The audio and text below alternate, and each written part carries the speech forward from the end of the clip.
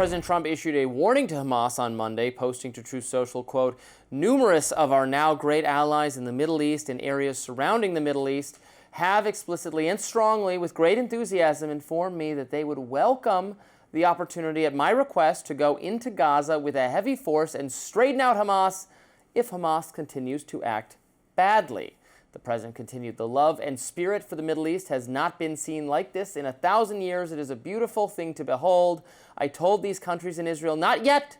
There is still hope that Hamas will do what is right. If they do not, an end to Hamas will be fast, furious, and brutal." That post comes after both sides have traded fire in the nearly 2 weeks since the deal was signed.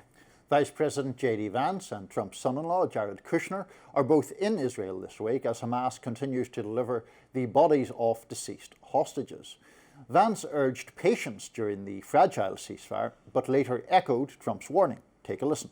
This is difficult. This is not going to happen overnight. Some of these hostages are buried under thousands of pounds of rubble. Some of the hostages, nobody even knows where they are. That doesn't mean we shouldn't work to get them, and that doesn't mean we don't have confidence that we will. It's just a reason to counsel in favor of a little bit of patience. This is going to take a little bit of time. The terms of the 20-point plan that the president put out there is very clear. It's supported not just by Israel, but by all of our Gulf Arab friends. I feel confident that we're going to be in a place where this peace lasts, where it's durable, and if Hamas doesn't cooperate, then as the President of the United States has said, Hamas is going to be obliterated. Meantime, some on the left seem to be concerned Trump and Vance's warnings aren't safeguarding the ceasefire and instead agitating Hamas. Ed Krasenstein quipped on X, "Well, that ceasefire didn't last long. Can Trump give back the Nobel Peace Prize now?" Yeah, I mean, on one hand, I would continue to advise the administration we want to be less involved here, and our involvement shouldn't be contingent on whether Hamas behaves itself. Obviously, Hamas will not behave itself. I think that is to be expected. And that, yes, their conduct is obviously reprehensible. They are reasserting control over the Gaza Strip. They are engaged, if the reports I've read are accurate, and I believe they are, in ritual executions of people who worked against them or opposed their rule, which is awful, obviously. But the effort to obliterate Hamas was exactly what Israel has been doing for the past 2 years. So, how much more can they be obliterated without further obliterating everyone who lives there? So as awful as Hamas's governance of Gaza is, just blowing up more buildings, killing more people, for what? Why? I wish, and I share Trump's frustration that this part of the world can't just get its act together and live in harmony and have democratic governance that is friendly to the West and friendly with Israel, and have Israel be friendly to them, and everyone can get along and benefit from the prosperity of the modern age, where you don't settle your differences with rockets and gunfire and kidnappings and blowing up of buildings, but live next to each other in harmony and trade, and the rest of the world is figuring that out, and they don't want that. So I guess it's just none of my business. That's sad for them. There are obviously just very fundamental issues at the core of that conflict. Fundamentalist issues. Fundamental. Yeah, they're one of my favourite Onion headlines of all time was war-torn Middle East turns to religion for solace, right. Which I enjoyed. But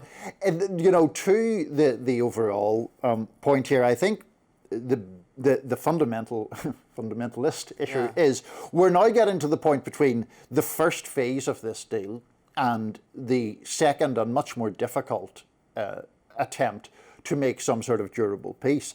The first phase was essentially a prisoner exchange deal, more or less. Israel released lots of people, including many Palestinians who had been held without charge. Hamas released the living hostages and is in the process of releasing the bodies of the deceased. And the consequence of that, or the equation in the deal, was a ceasefire for that. The bigger questions around things like Gaza's governance, a policing of it, etc., are really, really complicated. And I think this idea of an international stabilization force is interesting, but also raises enormous numbers of questions as to how that functions in practice. Because if you have, so you have in Gaza Hamas, and you also have armed groups that were openly armed and assisted by Israel as a kind of counterweight to Hamas. So in the struggle between those two forces, what does the International Stabilization Force do, right? It presumably can't weigh in to protect Hamas, because then Israel and the US go bananas and they're infuriated about that. And then if the International Stabilization Force intervenes essentially to protect the Israeli-backed gangs or militias, then they've no legitimacy at all with the local population.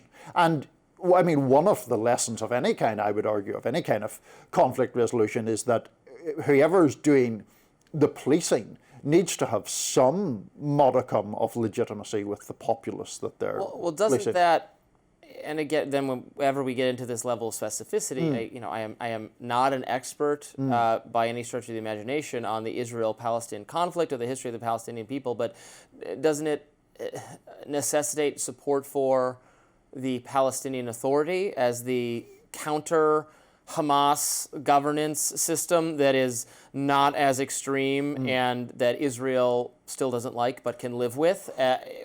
Must not an effort be made effectively to displace Hamas with them? Well, possibly, but the problem... That's what I would argue for. Well, you could certainly argue for that, but the problem is that in the peace plan, the 20 or 21 point plan that Trump put out, Israel does not accept the Palestinian Authority as part of the governance of Gaza. And in fact, the predicate or the conditions are that the PA has to reform itself in unspecified ways before it is considered a valid party to do that.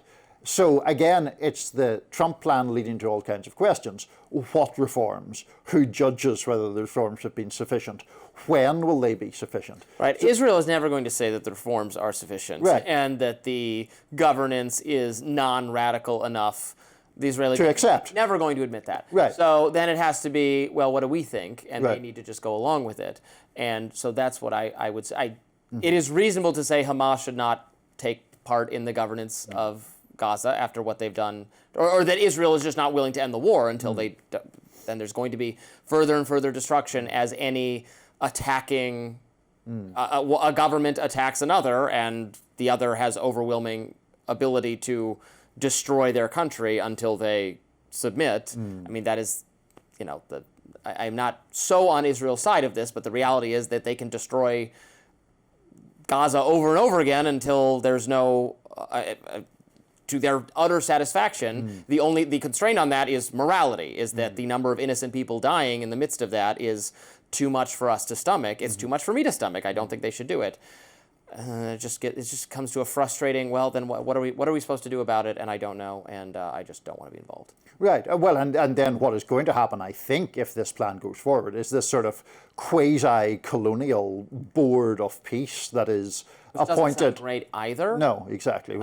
Because, us trying to run their country, or some UN commission trying to run their country, seems like a recipe for them resenting it and then just handing power to some other radical group that opposes the occupiers, the occupying power. Exactly.